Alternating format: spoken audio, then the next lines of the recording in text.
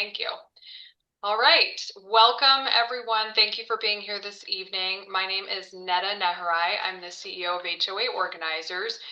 We have put together a panel of experts here tonight to help shed some light on some questions that are on everyone's minds. I also, before I introduce our panelists, I want to introduce some of my team members who are here to help us with your questions and to help us make sure that this evening and this webinar runs smoothly.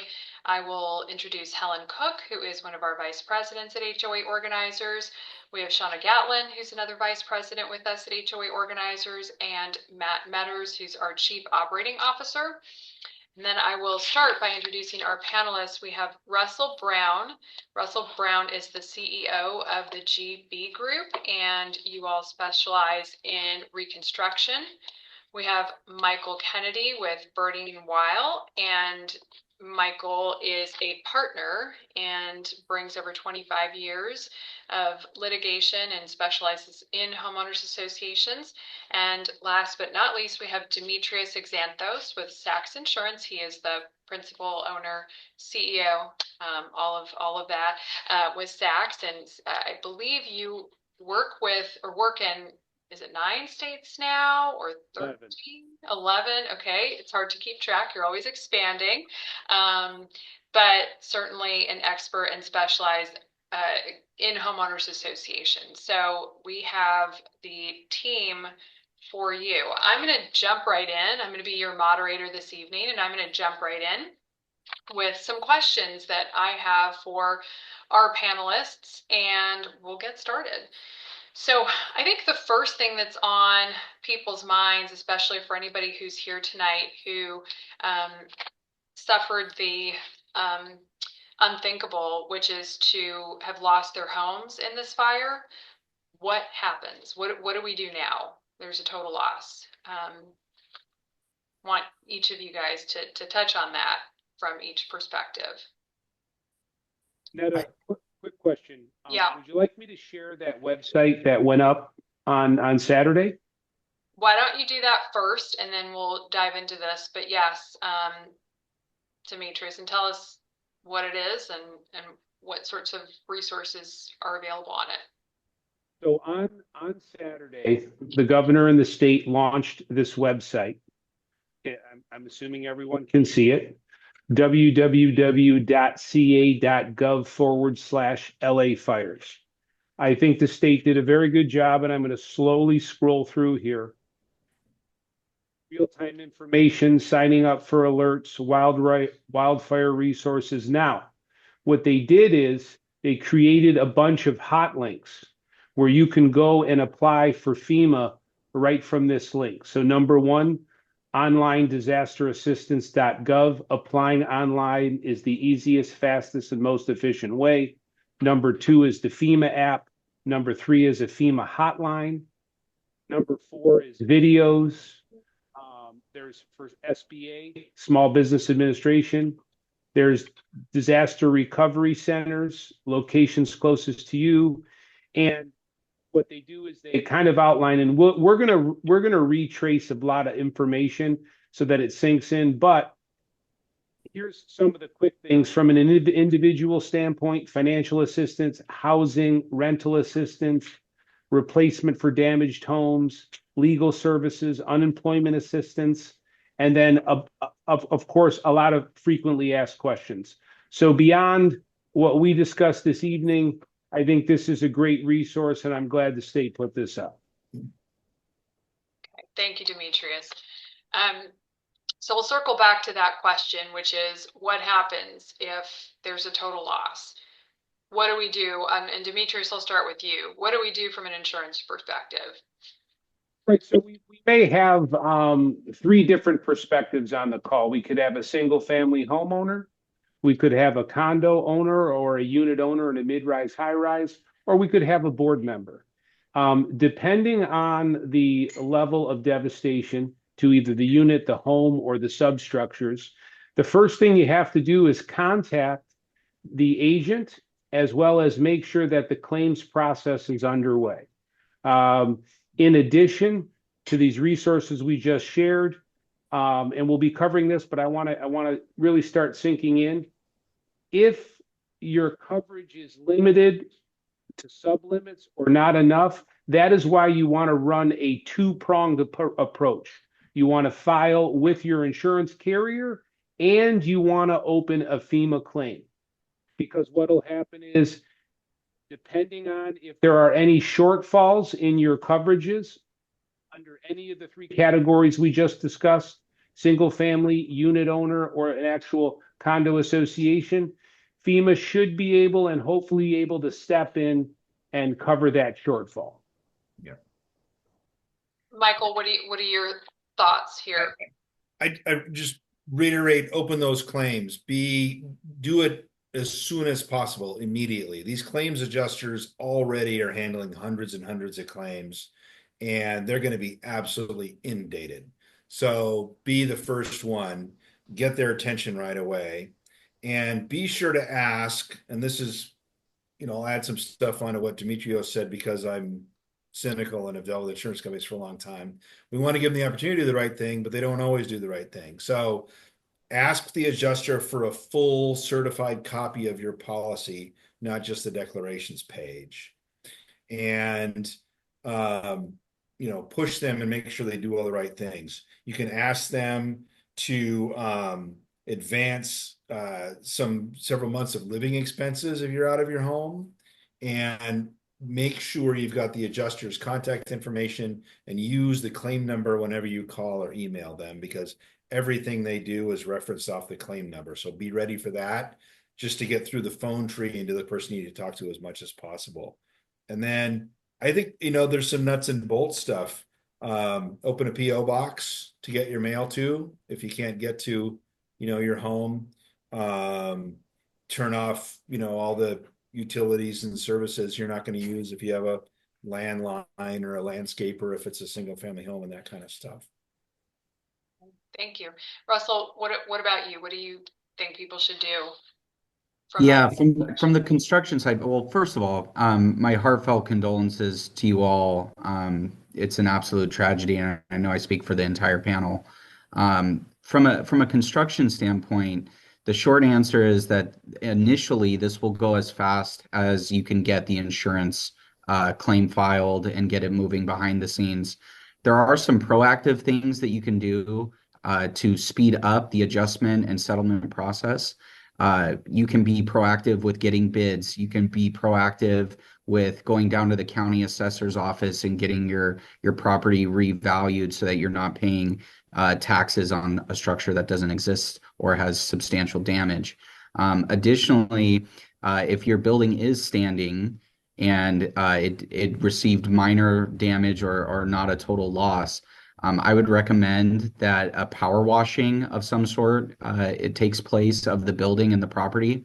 The reason why is when you get this level of environmental disaster from fire, it's going to put a lot of soot, chemicals, ash, things that decompose construction materials at a fast rate if you don't get it off of the existing structure.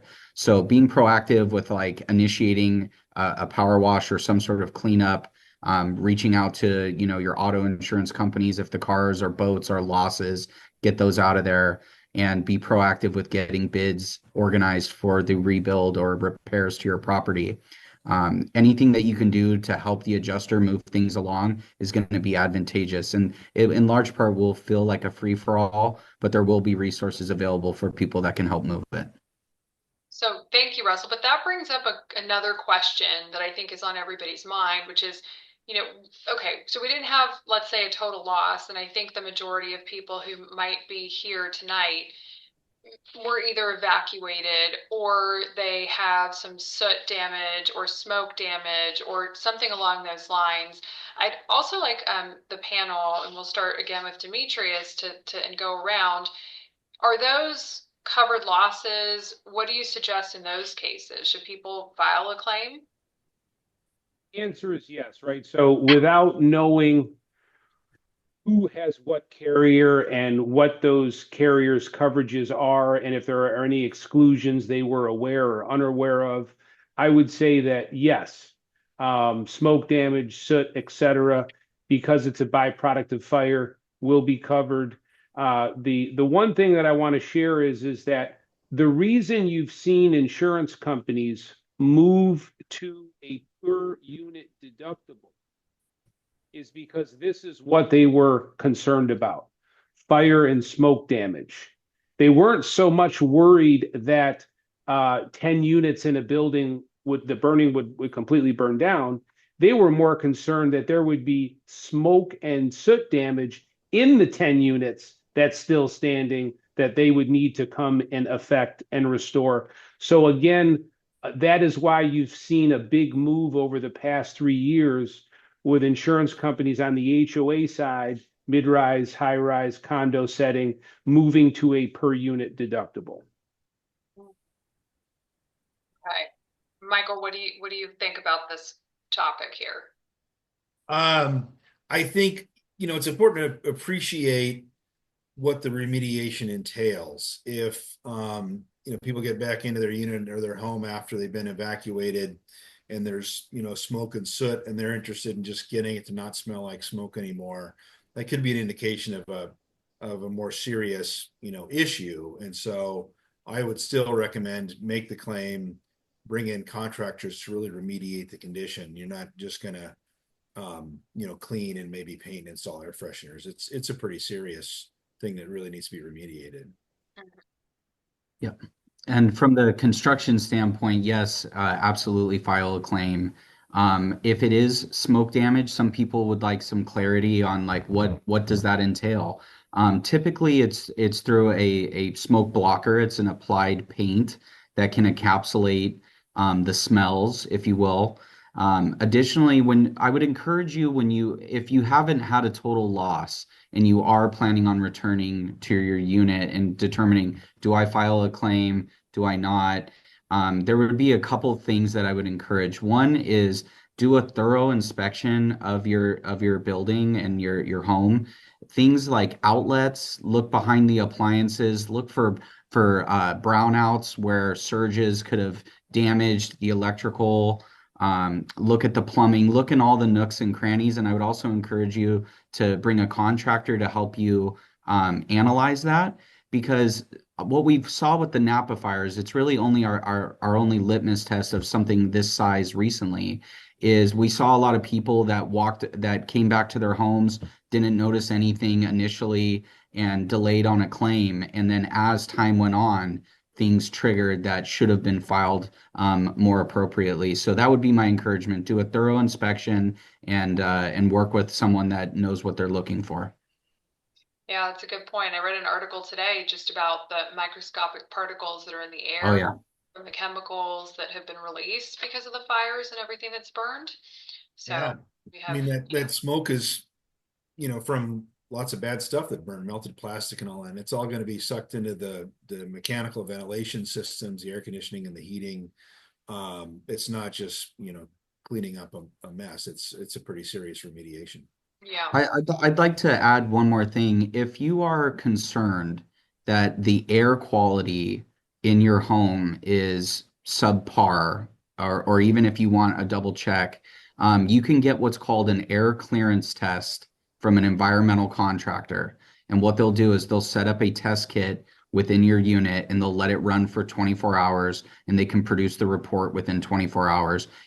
For peace of mind, if you would like to have that double checked, it's typically about $500 to $1,000 depending on the size of the property. That's really helpful. I know there's a lot of people concerned about that. I'm going to pull up one of the questions that we had later, though, because I think this is a good segue into it, which is, as we talk about smoke damage and that, there's obviously the homeowners association, and then there's the individual owner and the respective insurance policies. So give us a quick run through. What is the HOA and the HOA's carrier responsible for? What are the homeowners responsible for? And I'll take it from the insurance standpoint, which is strictly based on what I've seen. Every association has a set of governing documents, and in that they have an insurance section. And in that insurance section, if they're newer documents or in the past 25 years, they're pretty explicit on what the insurable interest of the HOA is and what the insurable interest of the unit owner is. If you're in a community that's been is older and they're potentially vague, that's where it could get a little cloudy. Hopefully, the board at some point has made it clear to you the policy that they purchased and what elements owned in common they intend to insure under their policy. And what I would say is, from an insurance standpoint, that's what the carrier is going to focus on initially. What do the governing documents say are our insured's insurable interest on both sides? And then from this point forward, I would be smart and I'd turn it over to the attorney for the rest of this answer. And I think, thanks, Demetrius, I agree with that. And if the CC&Rs are older and vague, or the terms in the CC&Rs about who has which insurable interest are ambiguous, the easy way to think of it is it will be clear elsewhere who has what maintenance responsibility. And if we think about it, the insurance is a way to help pay for maintenance and repair after there's been property damage. And so if something is damaged, who has to pay to repair or replace it? If it's exterior walls and roofs and that sort of thing in a condominium, that's the association. If it's interior features and obviously the contents, that's the unit owner's responsibility. And so that should be under the unit owner's policy. In a planned development, single family home association, typically the homeowner has to maintain and repair the building to the home. And so that therefore is part of their insurable interest. It's a pretty basic rule of insurance that you can't buy insurance on something that you don't own. I can't insure Russell's car. So that's the easy way to think of it, is who maintains it, and historically in your association, who's maintained it, and that's who should insure it. Yeah. Okay. There's another pressing thing that, everybody's been hearing on the news. I think we've all experienced as homeowners associations, as individual owners, but people are getting cancellation notices from their carriers. What can people do if they're getting cancellation notices right now? And can people who haven't gotten their notices yet, can we expect to see more of those come out? So, Netta, we're taking this from the premise that they were canceled before this disaster, right? Well, Just in general. I've also seen and have been hearing of stories that the day of the fire, the next day, people get in the mail cancellation notice. So. Yeah. So, in terms of, without going off the rails, from 10,000 feet, let me share with the audience, this started in 2022 and has just progressed, right? So insurance companies are a large boat turned slow. So the reason you've seen so many drastic actions by brand name carriers in 2024 is because when they looked back and saw their performance in 2022 and 2023, collectively, the top 25 insurers in the United States lost $60 billion. And so in 2024, their attempt to change their underwriting appetite on what they would write and what they wouldn't write was an attempt to get profitable again. So obviously, this disaster is a big step backwards for the industry as a whole, because as we discussed as a panel before we got on this call, certain major newspapers are broadcasting that this could possibly be north of 100 billion in losses. So if the insurance companies made the moves that they've been making after collectively losing 60 billion, what can we expect after possibly another 100 billion in losses? So I don't really have a lot of positive news to share about what we could look forward to. The hope would be, and again, without casting any anger towards anyone, what happens is the Department of Insurance sets standards on what an insurance company can do in terms of raising their rate.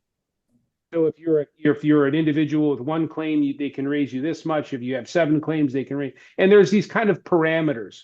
So the insurance companies actually came to the state, not this year, but years ago, and said, "Look, we can't continue to operate under this umbrella of minimizing the increases we need." And so what's happened is, because they didn't get the relief to raise rates at a higher propensity than they would like to, they just left the market. So hopefully this disaster changes the way they're looking at this, and they'll allow for higher premiums, but that should draw in more capacity. All right. And it's that simple. Yeah, and there's one thing that I've talked to clients, and there's a key point that a lot of people don't misunderstand sometimes is, if the policy is canceled after the loss occurred while the policy was in effect, you're still covered. Right. So if your home or your community burned on January 7th or 8th, and you get a cancellation notice next month before it's rebuilt, the policy was in effect at the time of the loss and you're still covered. So keeping the timeline in mind is really, really important. This may be an unlikely scenario, but if an insurance carrier canceled on January 6th and the home or the community burned down on the 7th or 8th, yes, they canceled the policy prior to the loss, but I think under California law, this was the case when I was fighting with insurance companies earlier in my career. If they have not refunded unearned premium to you, the policy is still in effect. They collect your premium, and when they cancel your policy, they have to refund any of the premium they haven't earned yet. And as long as they're holding your money, they're stuck covering you. Michael, and as you know, though, there's nobody, there should be no one on this call that received a notice of cancellation a day before it canceled. That's illegal. So right. you would have received the notice at minimum 60 days out. You would have seen it coming. Hopefully, Yeah. you would have. Right. So just and I don't think, anyways. The most likely scenarios that I think the people on this call are going to be dealing with is, if there was a policy that canceled, last fall that was no longer in effect, that's not going to cover this loss. But if the carrier is, bailing out of California and cancels the policy sometime in the next few months before the project is rebuilt, the policy was in effect on the day of the loss, and it still is going to cover this loss. Okay. And what can we expect from the carriers in California moving forward? What can we expect? I think we're gonna continue to see the trend, which is higher deductibles, the application of deductibles being dispersed at a per unit level, and we may see carriers attempts to insert more exclusions to the broad form special peril, where they're trying to trim out things that normally would be baked into their policy form. As an example, we were seeing a little daylight. All right. So, for example, we've got a large complex in LA that, before the market went upside down in 2021, was paying about $165,000 a year. Their premium jumped to about $650,000 a year, and they paid that for 2 years. This year at renewal, we were able to come down to $495,000. All right. So we were actually starting to see a little bit of relief. I had a community in Northern California that was paying $1 million. Their renewal this year was $833,000. Right. So there appeared to be some daylight. What I don't know is, what I have an inkling is, this loss here is probably going to set us back, because as I speak to the C-level people of the carriers we work with, they were targeting 2027 as a possible return to some normacy, because the carriers would have been able to look back at their performance in 2025 and 2026 and see if these measures that they had taken had begun to correct the ship, right? What we don't know is what carriers are going to have the most burden to carry in the areas that were devastated, right? These reports will come out. Was it Farmers? Was it State Farm? Was it Nationwide? Was it a block of non-admitted carriers in high net worth, high brush areas, and a tremendous amount of syndicate backed by Lloyd's? Like, all of this information will come out. We just don't have it yet. Do we think, sorry, I just thought of a question for Demetrios and Russell. The communities and the homes that burned, as they rebuild, there are construction methods to make them more fireproof, right? We've probably seen on the news the homes, a couple homes in the Palisades that were built out of concrete. Do we expect the choice of building materials and the design to make projects as they're rebuilt more insurable, or to get a break on premium if they have certain fireproofing measures or building materials? Yeah, they typically will adjust based on things that have happened, right? And so what we've seen is an uptick in intumescent paint, which is fireproof paint. It's considered a 2-hour assembly. And for the non-construction jargon people, it basically is the Cadillac of fireproofing a building. And yeah, you will see in the new builds that they will be brought up to code from seismic standpoint, from Title 24, energy efficiency, and you'll see like what we saw in Sonoma and Napa.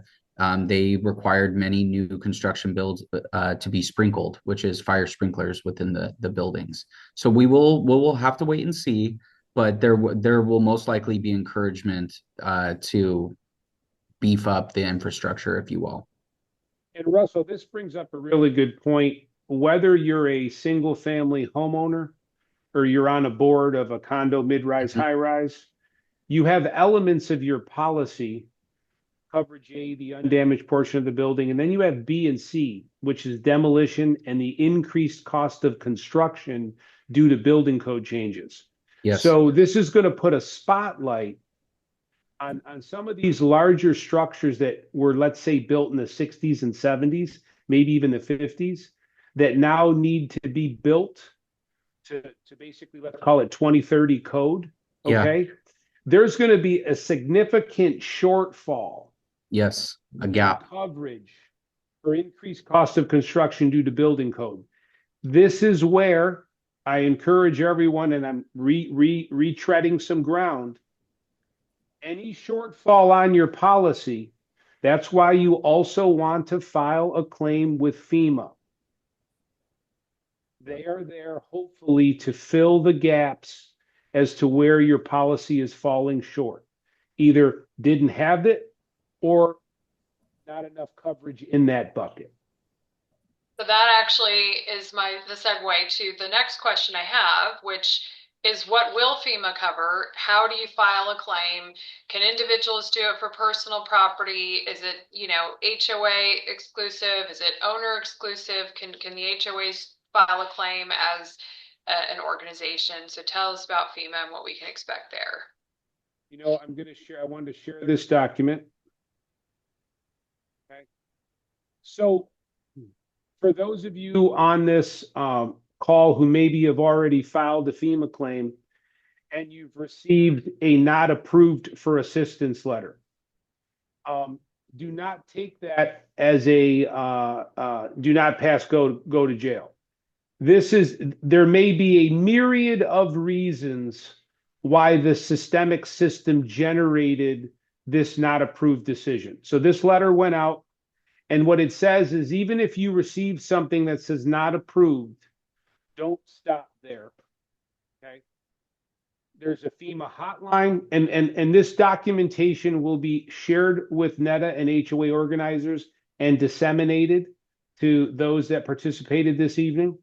And what will happen is you will provide these things: the proof of your insurance, the settlement of the claims, the denial, these simple things. And so this will help them to either give you coverage for those things that did not get covered and give you the ability to appeal the decision. So I know this is a lot of information, but this is a great handout that will be disseminated. And if you are someone who did receive already a not approved for assistance letter, please read this and follow the steps that this letter is stating. Now, back to the primary question.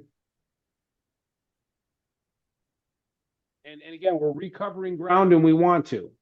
If you are someone that had no insurance, maybe you were non-renewed, could not find insurance, and you had no insurance, you are someone who definitely wants to file a claim with FEMA and seek full recovery of not only your premise, your property, your loss of use, your loss of possibly income because you can't work, because you don't have a vehicle to get to work, because it's gone. If you're someone who does have insurance, this is where you want to run that parallel track, get what you are supposed to get from your primary insurer, and then hopefully look to recoup everything you can from FEMA that you needed coverage for that you did not have with the primary carrier. And before I keep talking, I'm going to turn it over to Michael. Thanks. I just was gonna agree with all that, and keep in mind that you may have plenty of insurance for one type of coverage and run short on a different type of coverage for the same loss. So still submit the claim. For example, you might have plenty of property damage coverage that's going to rebuild your home or replace the contents of your unit if it's a condominium, but your relocation may run out because it's going to take a couple of years in some instances to clear away all the debris and rebuild these projects. And so if you come up short even on one coverage, but you're fine somewhere else, still submit the FEMA claim, still, look to them to make up any gaps, not just in the overall big picture. I just wanted to touch on something. Everyone always wants to know, like, what's the timeline once I have my insurance, I've got my building permit, things like that. I wanted to remind everyone that there's going to be two separate projects going on. There's going to be homeowner and entity rebuilding. There's also going to be infrastructure repairs taking place at the same time.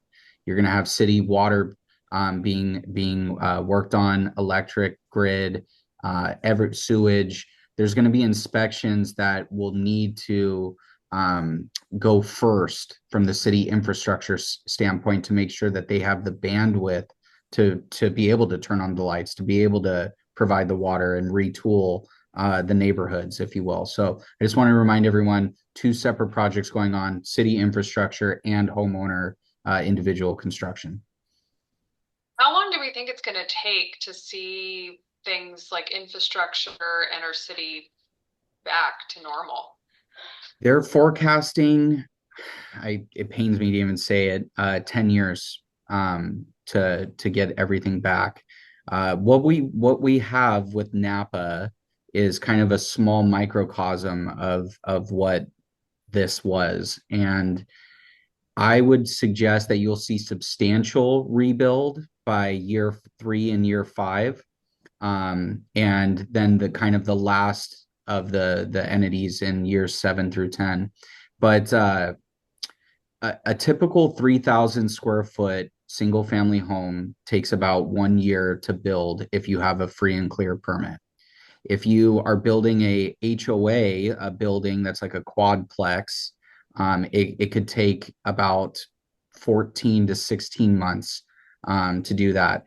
The speed of when your building or your unit will be restored back to normal is the speed that you can get through the insurance claim adjustment process and get a building permit.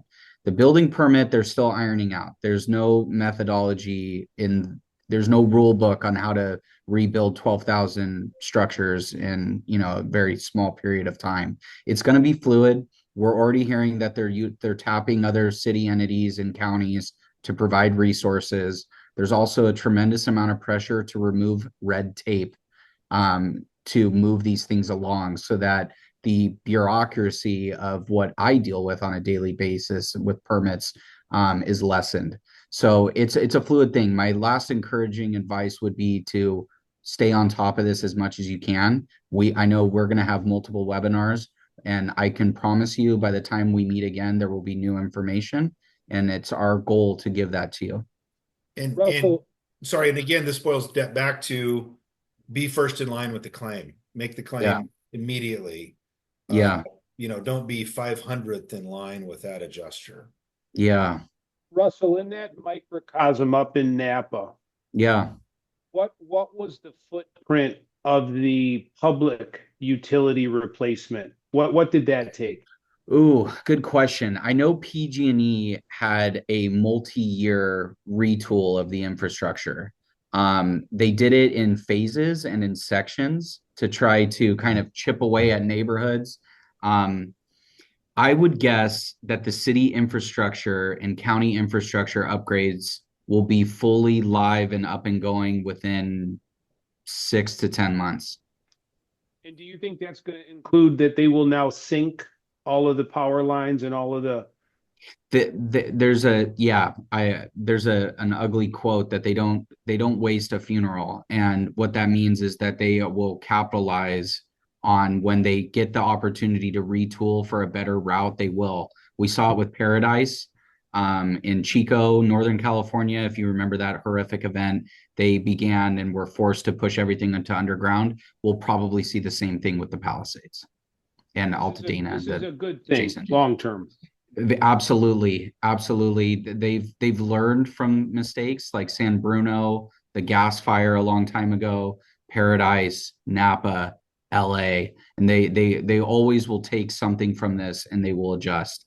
The other thing, just while it's at the top of my head, I just want to get this out there. There's already narrative that the lumber suppliers are raising prices due to demand, and we don't know what that's going to look like. There's a lot of moving parts with material prices right now.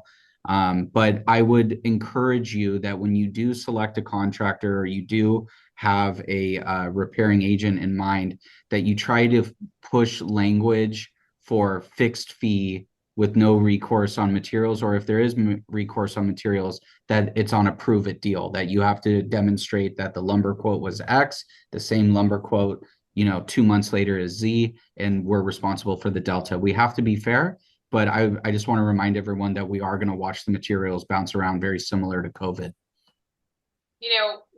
I think there was a question that was brought up by one of the guests, but we've been hearing a lot about price gouging, I think specifically with rentals right now, but you just brought up some potential price gouging with construction. What can we expect? How is this going to affect us locally? Is this going to affect us nationally? And also, I know we don't have real estate experts on tonight, but do you guys have any insights on how this will affect the market? There's a couple ways to combat. Look, contractors get a bad name, but not everyone's a bad contractor, but they do exist. And one of the ways to combat that is try to get multiple bids, right? Try to disperse your cast a large net to try to find the middle ground of where things are falling.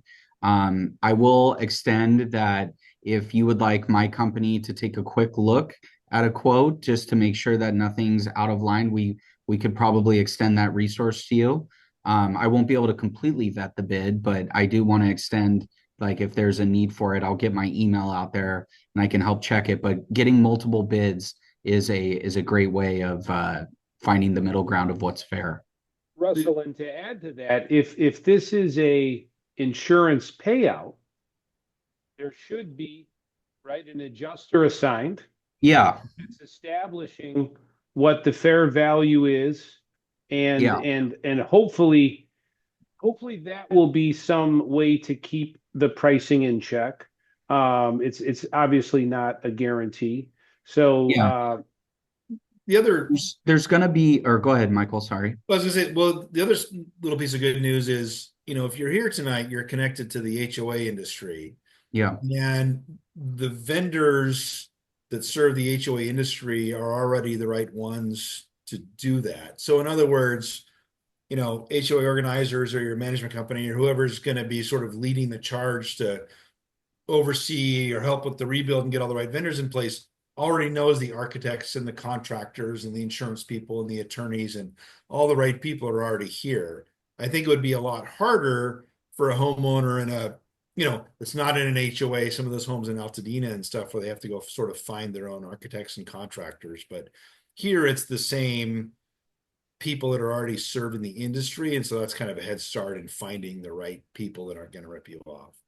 Yeah, and also check references. I know Yeah. that's a kind of a low-hanging fruit, but a lot of people choose not to do it. And that's always a good litmus test. Don't just check one or two, try to grab, 4 or 5 and try to get an understanding of who you're partnering with. Yeah. And Russell, to that end, we wanted to share with everyone that the California Insurance Commissioner put out a declaration of emergency where he is authorizing non-licensed adjusters to enter the state to assist with the magnitude of demand. And, Michael and Russell and I were talking about that. You really should not look at this through any positive or negative lens. I think that the insurance commissioner is trying to create capacity to address the issue. Yes. And although they may not be licensed in the state of California, we're optimistic that these are folks coming from other states where they are licensed.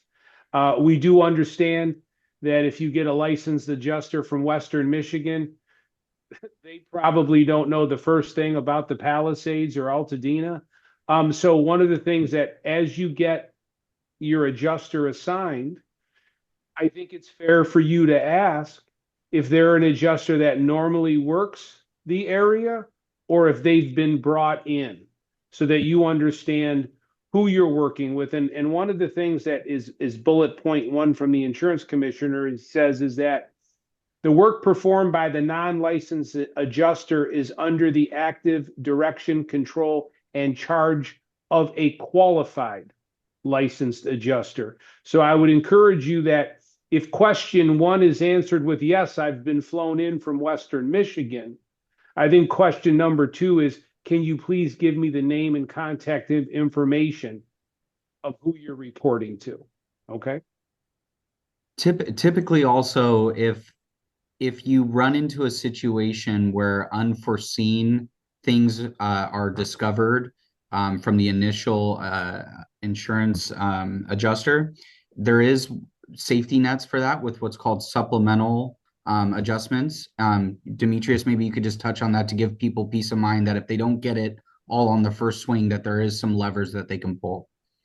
And I think you've described it. It's called that even if the claim initially gets closed, you can reopen it because, as Michael discussed, these policies are written on an occurrence basis.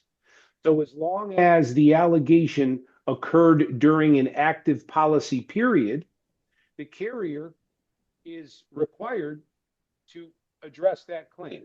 So again, if you didn't catch it the first time, there's no problem with going back and saying, we've now found another issue emanating from this loss. Right.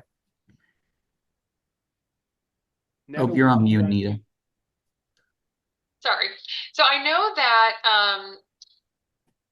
we've been talking about insurance carriers, and as we were kind of prepping for this, you mentioned that State Farm was now rated a B in terms of carrier because of their reserves and their financials.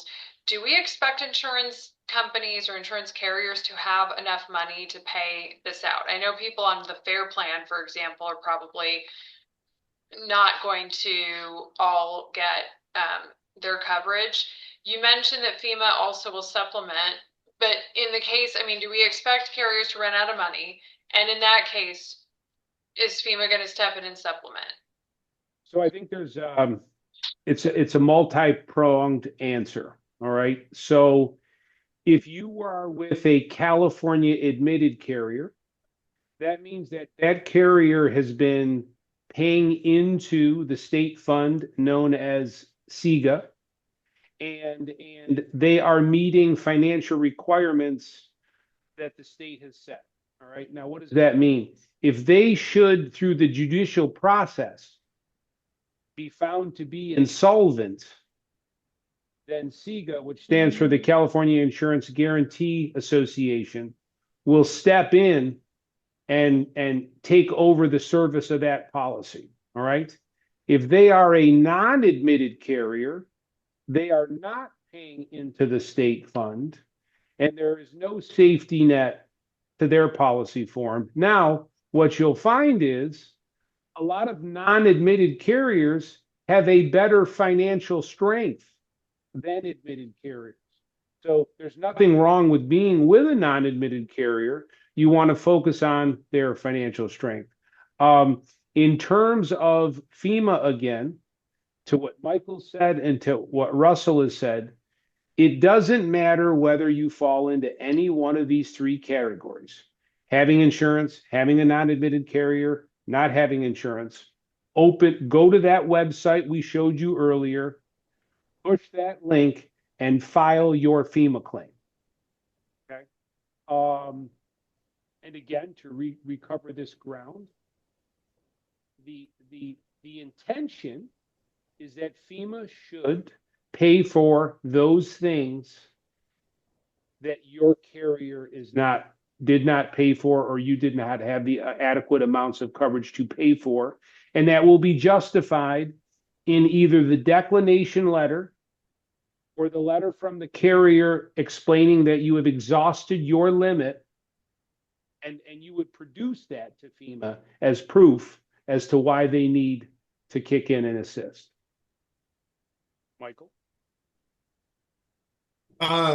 Yeah, no, I agree. I think that if you take those steps, and the carriers in often cases are reinsured for these losses, and I think that the financial hit the carriers are going to take are likely to be seen more in their future underwriting, and whether they can write new policies and what premium they need to charge and who stays in the market. It's going to affect our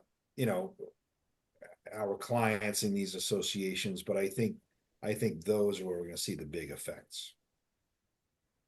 I know we also had a question earlier on, and we talked about what to expect in the future and increased premiums, and we're expecting to see some major shifts and making it more difficult for homeowners and HOAs in their coverage. But we already, prior to this year, when we were working with our associations on budgeting, we started to budget 2, 3, 4 times what we were seeing in prior years. And our homeowners were already really suffering because of the increased rate of insurance. So we're obviously expecting that. What can we do? What are, from it, especially insurance and attorney? So from an insurance standpoint, we've been talking about this through HOA organizers' ongoing commitment to education to board members and the association, that the past 2 years we've been explaining the bullseye right now, the hottest spot that the insurers want to insure are buildings built in the last 20 years that are fully sprinklered and have the material that Russell was discussing that is better flame retardant than others. And then we go to that next band, which is they're a little bit older, but they're sprinklered, but it's an association that's well funded, has been collecting the right assessments, has been reserving properly. And when you look at your property, you can see that they've re-roofed, they've repainted, they've addressed their electrical panels, they've done everything, and they're still have a boxer's chance at a good rate. It's those associations outside of those two bands that are getting hit really hard. Frame, 30 years old, not sprinklered, from an aerial. They don't look that healthy. Their roof looks like it's going to fall down. The insurance companies aren't playing in that space anymore.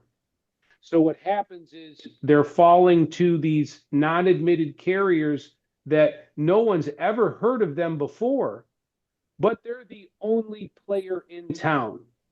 So they can ask for these exorbitant rates because there's nobody else to compete with. Now, please understand this. I'm fortunate for the past 20 years to operate in other states. And if I were to ask you this evening, if I had a $10 million building in LA and a $10 million building in Colorado or Kansas City, who's paying the most insurance? What happens is historically, 8 out of 10 of you would tell me it must be LA. LA must be the most expensive. It's actually the contrary. They've traditionally been the cheapest. The reason is the state has been known as a two-peril state, fire and water. That's it. These other states, they have a very high propensity for hail, freezing, convective storms, tornadoes. So they're already used to paying 3 to 4 more times what we've become accustomed to paying. And what's happened is now there's parity and carriers are going, we can no longer support charging the state of California as a two-peril state. Their premiums need to come up to par with the rest of the country. And so for us, it seems like an incredible rate increase, but really for the rest of the country, it's quite normal. And I don't write in the state of Florida, but I have partnerships with folks that write in the state of Florida. The state of Florida, their rates are like 10 to 20x what we're used to paying, right? So this is the landscape we're in. Do you foresee a situation where HOAs will just not be able to find coverage? No, I think and we've experienced with some of your accounts, what's happening is carriers are willing to take only so much of the risk. So let's say we have a $75 million condo complex. What you're seeing in California, which is very commonplace along the eastern seaboard, Florida, North Carolina, South Carolina, is carriers taking layered positions. So I think that what if you are on the board of a condo, mid-rise, or high-rise, I think you need to really grapple with it is no longer going to be a single carrier sitting on your entire $80 million exposure. You're probably looking at 5 to 6 carriers, each taking first position through 8th position to sum up the total of the value. And that's been a trend that's been going for the last 3 years, but it's beginning to accelerate. Okay, now, go ahead. Sorry, I was Mike. going to say, I think the other thing that's very important to do for condominium projects especially is have your attorney look at the insurance requirements in the CC&Rs and what is the association required to insure. I have a client in the Lake Tahoe area whose CC&Rs say they're required to get full replacement value property insurance. And it's a big luxury project in the middle of a forest, and they can't get full value property insurance. So they got as much as they could obtain, and they're in litigation with some homeowners now because they don't have the insurance required by the CC&Rs. And I think that an association really needs to think about amending the CC&Rs if they have that requirement, because what if your CC&Rs require you to get insurance that's impossible to get? And so I think that we've got to be realistic about this and update the governing documents when necessary to reflect the market. That was exactly what I was about to ask is, this layered approach. We know each association's CCNRs really specifies what kind of insurance and what types of coverage the association needs to carry. And what if the association just they cannot obtain that insurance? Yeah, I think you've seen it, and I'm sure Michael has.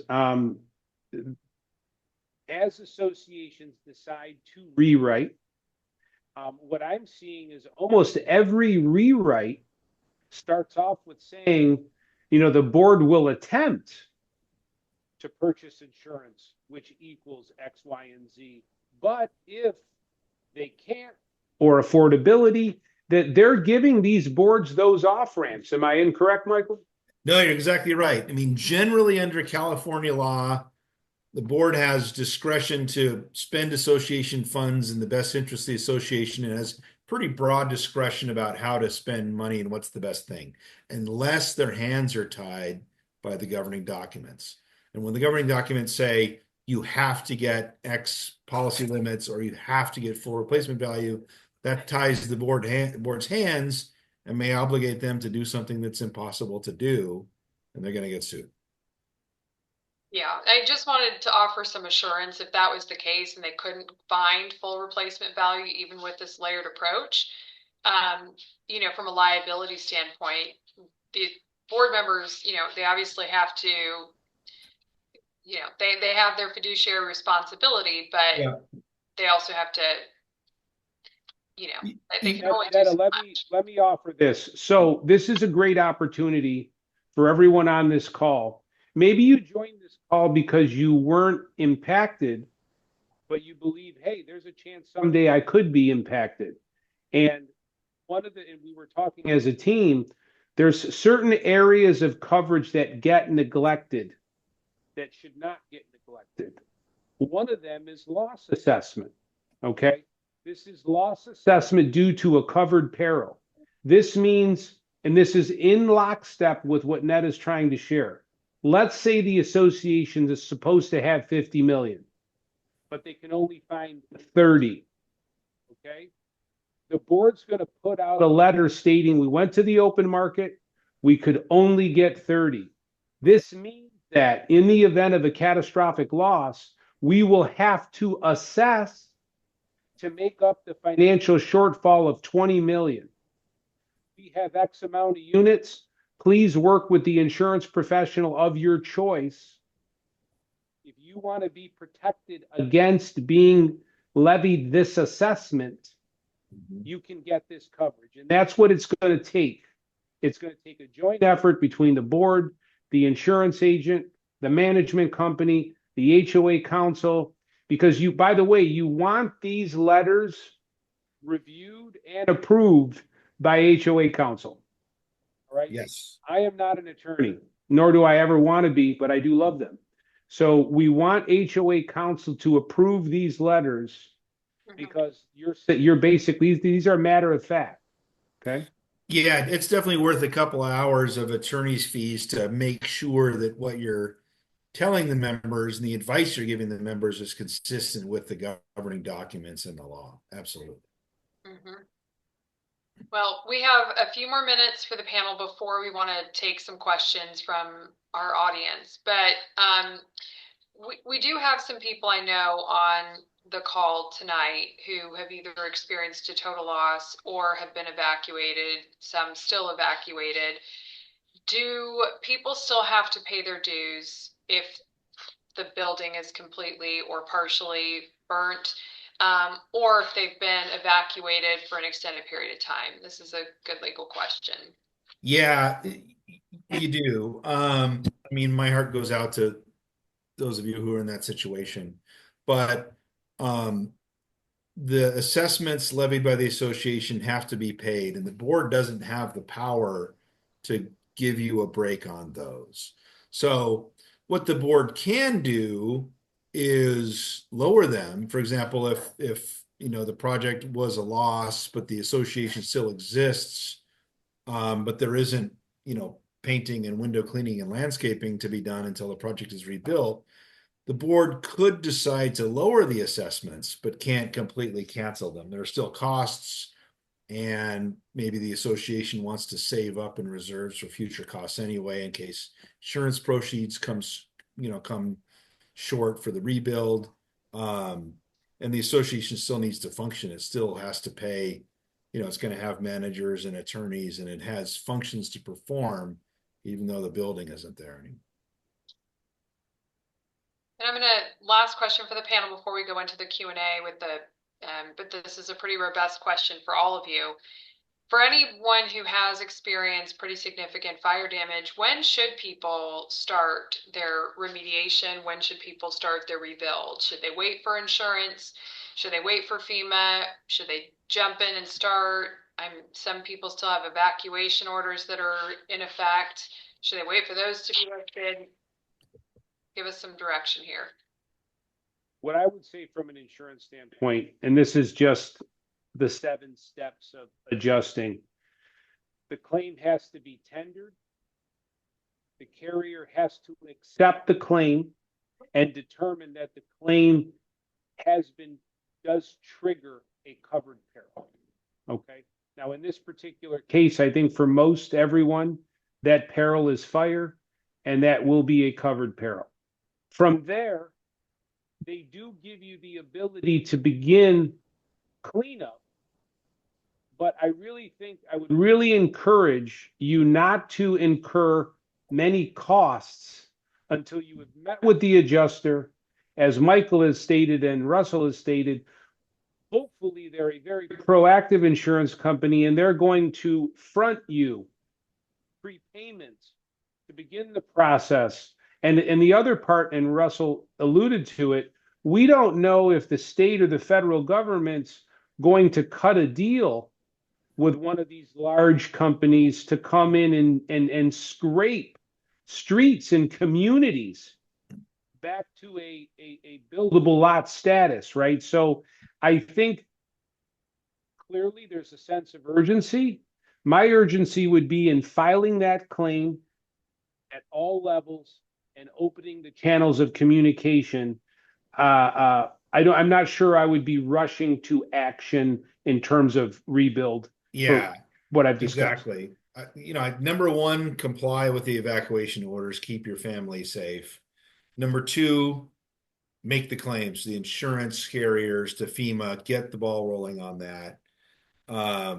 I mentioned, some of the other nuts and bolts stuff. Get a PO box so you can receive mail and that sort of thing. But yeah, clearing the lot, let the city or the county or the federal government or the state, take whatever action they're going to take. It's not a matter of, you're not going to rent a dumpster and clear off your lot.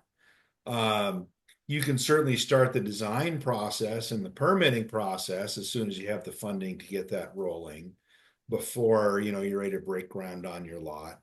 So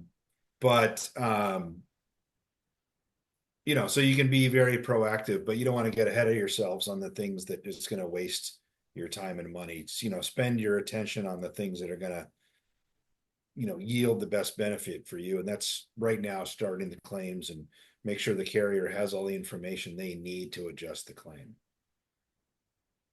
Yeah, from the from the construction point of view, same as Demetrius and Michael. Get the claim going, get it tendered, get it accepted, and be proactive behind the scenes. Start getting organized with architects. I would also encourage you to maybe look outside of Southern California. California law allows no discrimination if it's a Bay Area architect or if it's an LA architect. I think that the first reaction is everyone's going to gobble up the SoCal local architects and whatnot. I would encourage you to broaden your horizons. There's going to be a lot of people who adapt business models that now service Southern California due to the pure demand. So get the ball rolling, be proactive, meet with architects, meet with general contractors, try to get locked into contracts with timelines as fast as you can that are safe. But to both of their points, slow your roll with the rebuild process. It's much more effective to take your time and tie off all the loose ends before just trying to play whack-a-mole. I need to get my lot cleared. I need to get this done. And it's patience will definitely pay dividends here. Okay. I'm going to go to our first question. We're going to go to Stephen Fink. He's actually in one of the communities that was very heavily affected and experienced losses with us.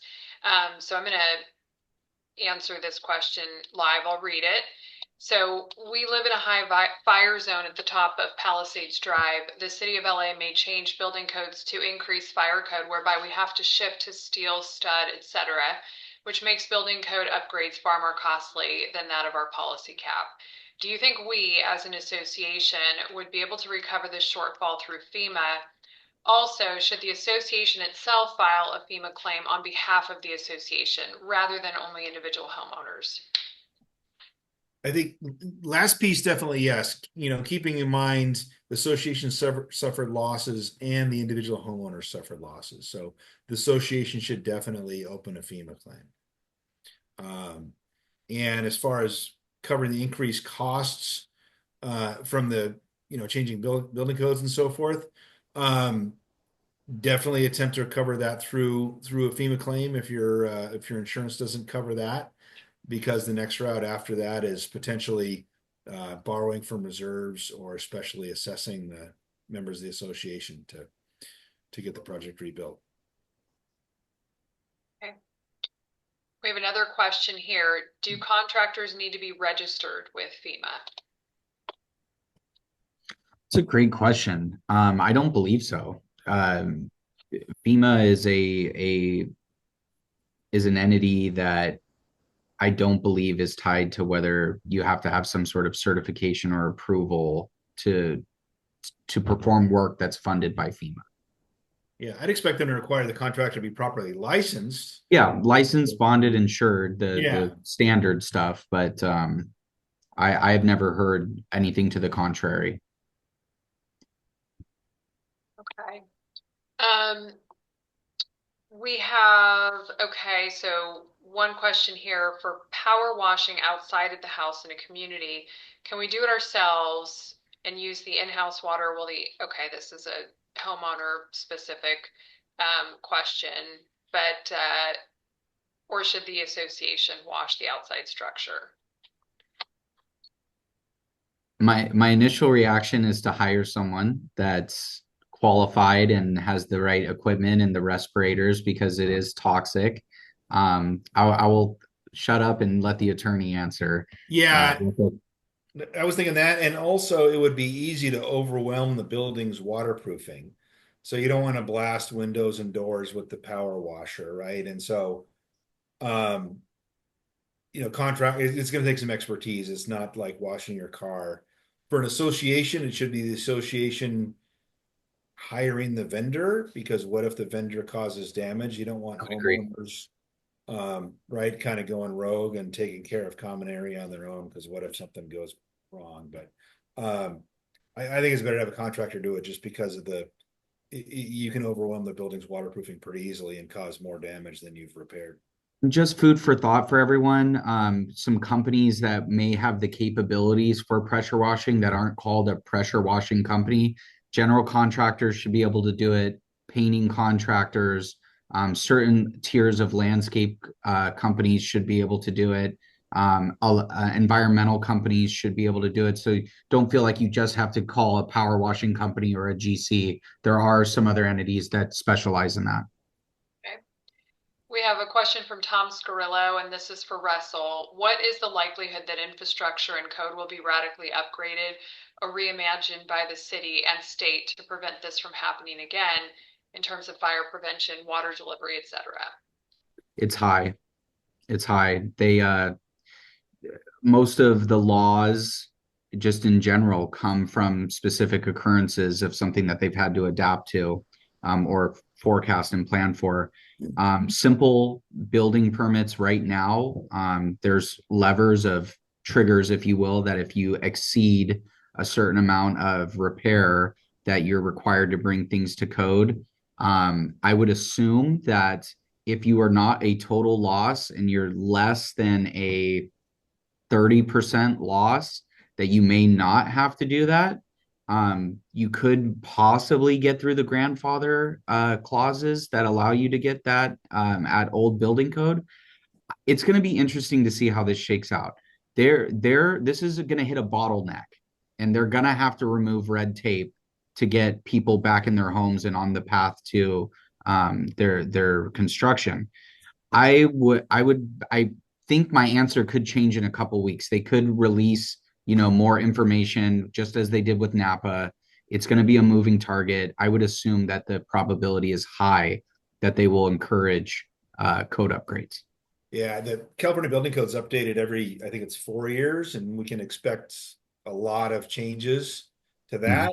And LA County can change their ordinances basically whenever they want to, and we'll probably see Yeah. some revisions in response to this disaster. Heather asks, do you recommend using a public adjuster? From an insurance perspective, again, and I have nothing against the profession, I really don't. What you need to be aware is if you hire an adjuster, they're going to take a percentage as a fee for whatever you get. Now, that percentage can range.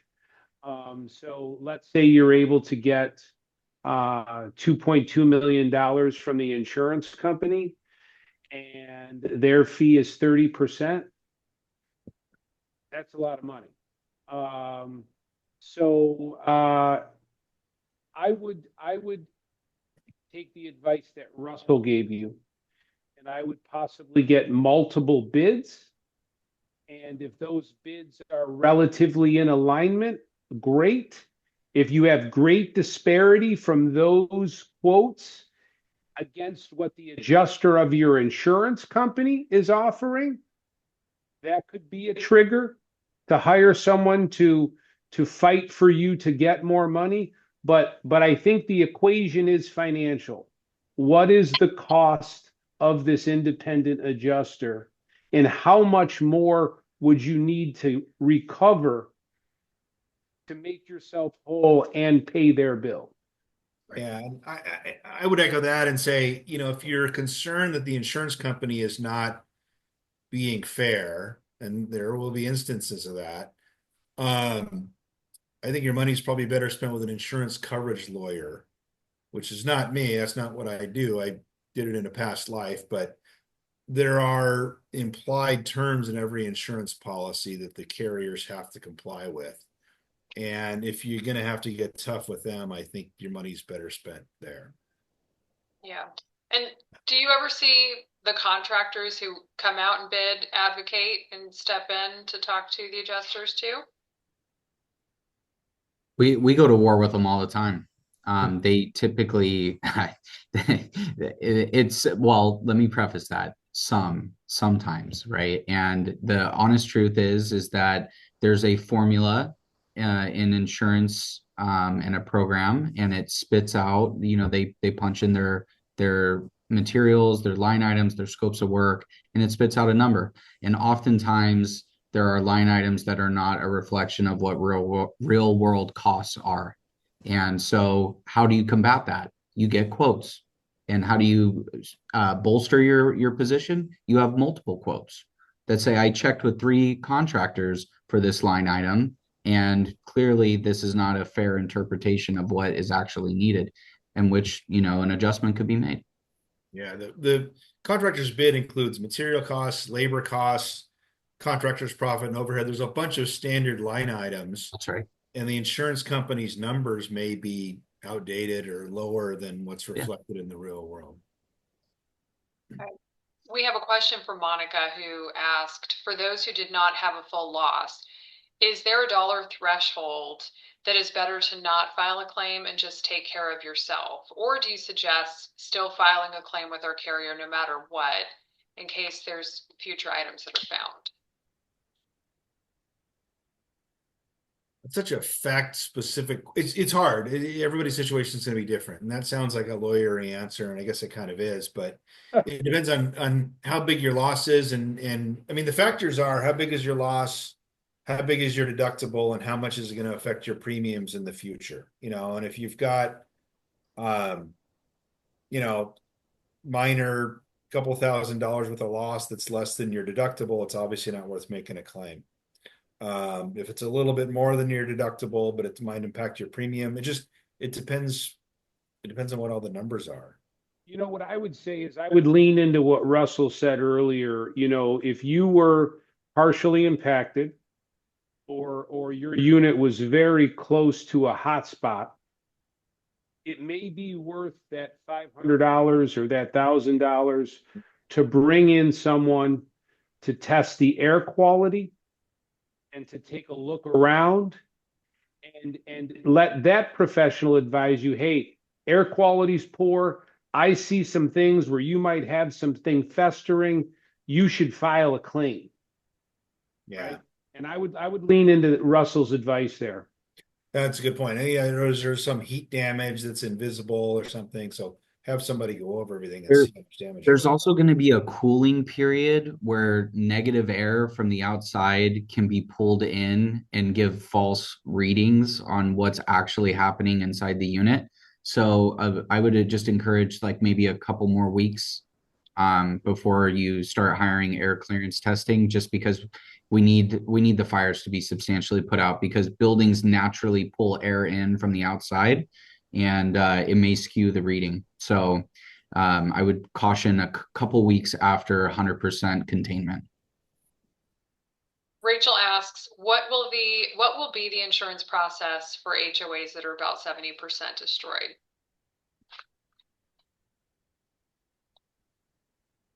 In terms of as they file the claim, so basically the claims process is going to unfold. They're going to file a claim. If it's that large, an adjuster or a team of adjusters might be assigned, and they'll go through the protocol of, as I discussed, was it a covered peril, accepting the claim, looking at the governing documents, what are the insurable interests of the HOA, what elements are owned in common, what will be repairing and replacing, rebuilding. And as I stated earlier, there's something called the undamaged portion of the building. So even though 70% has been impacted, there could be a building or two that in order to properly rebuild that building, what appears to be undamaged needs to come down to properly rebuild that sixplex or that eightplex. Okay.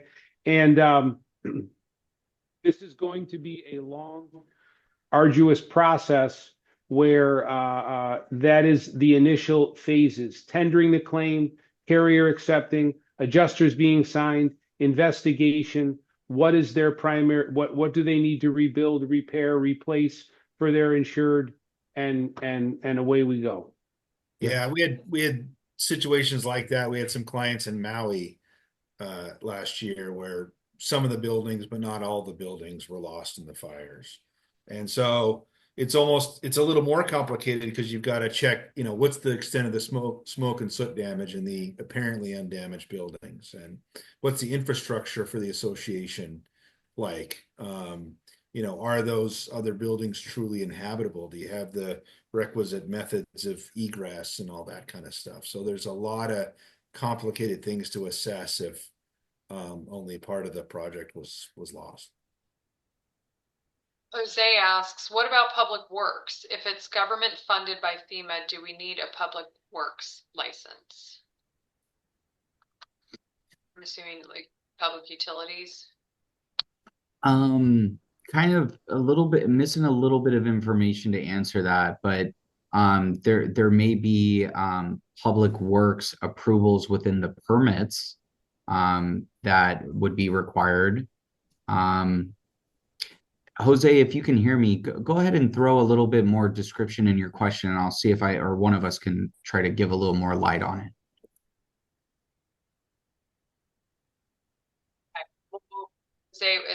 Jose kind of until we get that, I'm going to go back to Steve. He says, we passed an emergency special assessment recently. And again, this is one of the communities who's had a pretty substantial loss, and have collected much of the funds. Some of the emergency work was completed, but in an amount that was less than the total special assessment. The emergency assessment may now be null in that the buildings where work would have been completed are now gone. Are we obligated to return the unused special assessment funds, or should we consider retaining them to help fund the potential insurance shortfall and other damage that isn't covered by our current policy? Wow, that's a thorny one. Yep. Definitely, Put you definitely on the ask. spot, Michael. Yeah. Would be more than Um, a webinar deep Yeah. dive, but yeah. Definitely get an opinion letter from the association's council for whatever you do, because we're off the beaten track here, right? This is uncharted territory. Um, I might tell a client that it's best to save. First, let's look at the resolution from when you passed the special assessment, because you had to adopt a resolution. Let's see exactly what it says. Um, and if the board wants to take the leftover funds and put them in reserves or an escrow account or something and save them towards future reconstruction, that's great. That's not exactly what the resolution said, probably. And even though the CCNRs don't require it, it's probably the best practice to at least have a town hall with all the membership and say, here's what we're thinking about doing with this money. Um, and and take the membership's temperature on that. I think there are a lot of instances, and a lot of them are going to come up now after the fires, where the board isn't required to go to the membership and get the membership's input. There's a lot of things that are just a board decision, but it's still a good idea to let the membership speak and kind of take the membership's temperature before making the decision. And this is somewhere where I would definitely do that. But 100% get your association's council to write an opinion letter about what your options are. Yeah. I mean, I feel like this is one of those situations where there's probably multiple approaches and multiple opinions that you could obtain. So to Michael's point, you're going to need, your attorney to back that. I imagine in this case, there might be future emergency special assessments as a result of this. And so do you return the money and then go back and emergency assess people, or do you say, okay, we're going to keep the money and then here's the emergency assessment less the balance of what we kept? There's probably different angles there that really need to be Yeah. considered and discussed. But I mean, certainly don't spend it. We'll put it that way. Don't spend it Yeah. on anything that wasn't earmarked for what it was intended for. Yeah. And treat all the members the same. So we can't say, on your building, we repaired it before it burned, so sorry, we can't refund to you. But you over there, we hadn't done the work on your building yet, so we can refund your money. And now you've refunded some of the special assessments, but not all of them. You still have to treat all the members the same. But it's just you're in uncharted territory, so Yeah. be aware of that. So Justin says, am I correct that FEMA can cover wind damage as our area is considered a state or federal disaster, even if we aren't in direct fire areas? Loss? What was that? Did they sustain loss? I imagine the way that I'm interpreting it is that they had some loss as a result of wind, but not fire. I would assume that FEMA has identified an area that qualifies as part of the relief fund. And I would assume that if you had the wind, that you were within that area. I would just echo what we've been saying since this started. There's no downside Yeah. clicking that And link try. and filing a claim. Zero. Yeah. Yeah. If you file a claim and they don't think it's covered, there's no penalty. So, if you don't ask, the answer is no. Thomas Hernandez asked a question regarding county permits, or made a general comment about county permits, but I'll kind of expound on his question a little bit to say, have there been any changes or any laws or concessions made by the state or on a local level to help expedite the permitting process or make this rebuild any easier for people? In progress. They're just getting their arms wrapped around this right now. I know that other building departments have been tapped to provide resources, and there's a lot of pressure to remove red tape. So it goes back to my comment earlier. We're going to have to watch this closely to see how they're going to navigate the permit process. Yeah, I bet there'll be some streamlining. I don't think there have been any permits pulled for anything yet, but I bet there'll be some streamlining. Oh, for sure. Justin clarified his question on the wind damage in FEMA. He said that they had roof damage from the winds. I would still file. Yeah. And then Jose clarified his question on the public works. He said one of the critical paths to clear the public right away is to begin removing the debris from the streets for access and egress. Because this is happening on public land right away and government funded by FEMA, would contractors be required to hold a license? Yeah, they won't need anything related to the roads, the power, the sewage. That's all going to be handled through the city jurisdictions, primarily.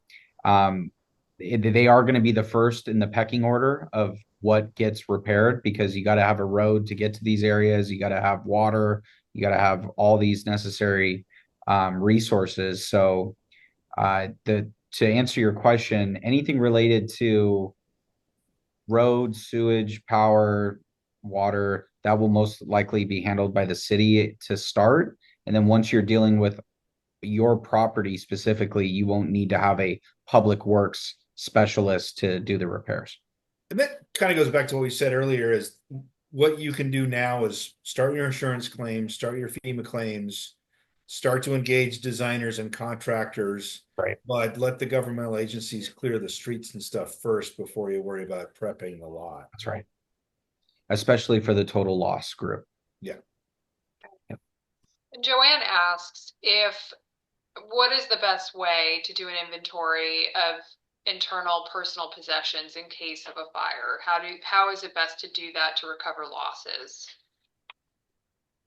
There's the best way, it's tedious, is to take photographs and catalog, right? So you've got a leather sofa, you take a picture of the leather sofa, and you identify the replacement cost of it, build out a spreadsheet along with photographs.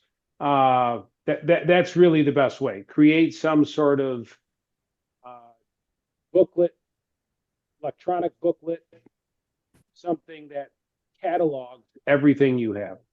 Yeah, and just whatever source you can put together. We don't all keep receipts from the stuff furniture we bought, but even family photos with, furniture and the TV and the stereo system in the background, whatever source you have. And if you can't itemize all of the exact units, you can at least categorize them, but, back that up as best you can with whatever's available. Okay. John asks, does the panel have any thoughts on prefab designer homes versus ground up design and construction with an architect requiring a full permitting process? Like a spec home? I imagine, especially if we're talking about HOAs, if they were single family homes, can they just decide we're just not going to rebuild based on original specs and use prefab homes? No, you're still going to have your architectural standards in your association. Now, the board could modify those, recognizing that everyone is rebuilding or some percentage of the homes are rebuilding following the fire. But whatever you build is still going to have to comply with the association's architectural standards and the governing documents and stuff. As far as the benefits of, prefab homes compared to built on site homes, or Russell, you probably have opinions too, but again, if it's in an HOA, you're going to have to comply with those standards first. Yeah, the first line of sight is, what do the CCNR say? And then and architectural design committees and whatnot. But the benefit of a spec home is the speed that you can get a set of plans to a contractor and to the building department. That's the upside.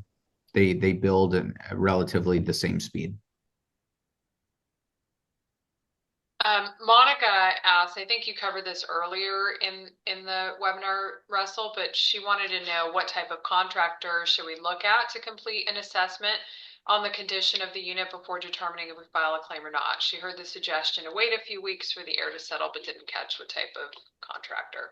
Yeah, for the air clearances, it's an environmental contractor, and the or a restoration contractor will most likely have a resource with in-house to provide this. And then when you're going through the repairs or the rebuild, you should use a General B licensed contractor, general contractor. We have a ton of questions still, but we're going to take two more because we promised we would end tonight at 7:30. And I will just say we have another series of this tomorrow. So we'll jot down the questions and try and revisit the questions. But we're doing this again tomorrow at noon from 12 to 1:30. So if you still have some questions that didn't get answered, please feel free to jump on. Like I said, we will be there, but we're going to go to the last two questions here. So back to Steve, he says Palisades Highland, 118 million gallon water reservoir, completely empty, fire hydrants without water, city culpability. Is there any possibility, do you see anything for, maybe any culpability with the city for to help with any insurance shortfall? I don't think so. I mean, to go after the city or governmental agency, there's some pretty high hurdles. And I think the reality is, I know there's a lot of discussion of this in the news, but those systems aren't designed to have, the whole system engaged all at the same time. Right. So you can't discharge all the all the fire hydrants at once because you won't have enough pressure to charge everything. And that's what happened. I also spoke to a fire captain in SoCal, and he alluded to it was a pressure thing from heavy usage. Okay. Rachel asks for interior items, clothes, sofa, etc., of our unit that wasn't destroyed but was next door to destroyed buildings. How does insurance factor in smoke and chemicals to make the item unusable? Who and how do they decide that something is unusable? Yeah, I mean, there can be some pretty nasty chemicals discharged that gets absorbed into textiles. And so,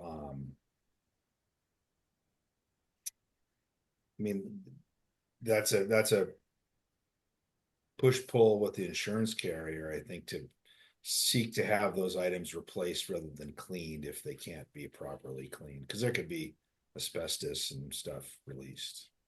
I would echo that. I would, if I had opened a claim, anything that I had in question that was damaged, I would seek reimbursement. Let the adjuster push back. But if you believe anything has been impacted, I would seek reimbursement. Yeah. Because it's not just like a campfire smell. There's nasty chemicals in that kind of smoke.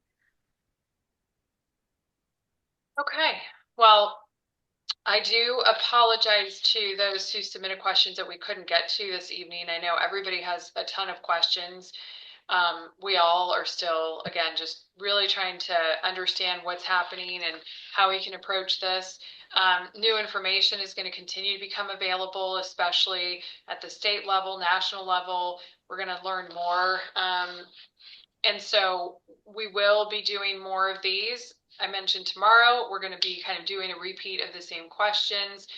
We're going to be looking at some of the questions that you all in the audience presented that we couldn't get to tonight and bringing those up tomorrow.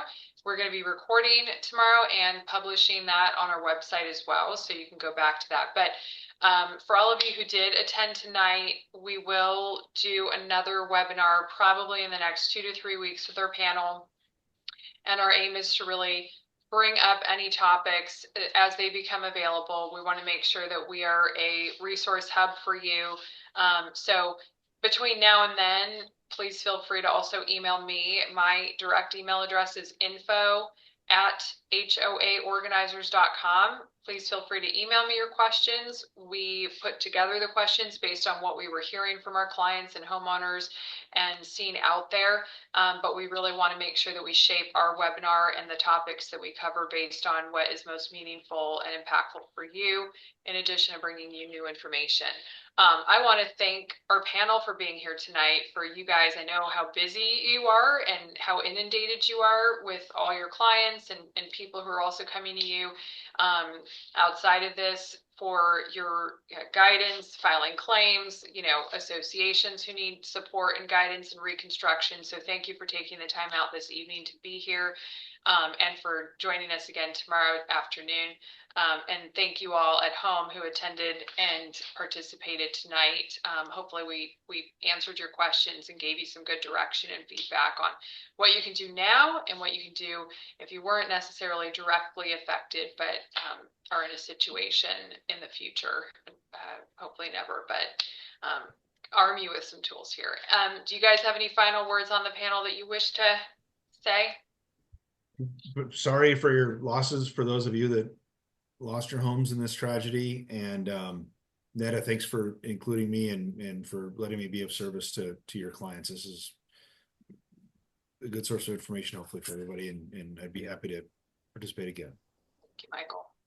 I would just reiterate that I'm sure Netta's team is going to share that website that the governor launched on Saturday, as well as I will share those two documents that I shared, one having to do with FEMA with all the numbers, as well as the other having to do with the insurance commissioner allowing unlicensed adjusters into the state, so you can have it. Thank you, Demetrius. Yeah, Netta, thanks for having us and organizing this. It was very beneficial to get all the different layers of contractor, attorney, insurance, to give all the different perspectives. And again, my deepest heartfelt condolences to any of you that suffered loss. Absolutely. Yeah, it's been heartbreaking. And, whether we were directly affected or not, to those who've been directly affected and lost your homes, we feel for you, and we're scrambling to come up with ways that we can support you. And but we all really, our team, I know everybody in the industry is just doing all that we can to find ways to help and support. And at the very least, just know that we're here and thinking of you, and you're in our prayers and our thoughts. And we, just really want to know how we can best support you. So thank you guys. And hopefully we've stopped any further losses. And that's what we're all praying for, is that these winds can die down and we can, take a step back and assess our damage and come together as a community and start to work towards healing and rebuilding. So appreciate everybody. Thank you guys. Thank you. Good night. Thank you. Good night.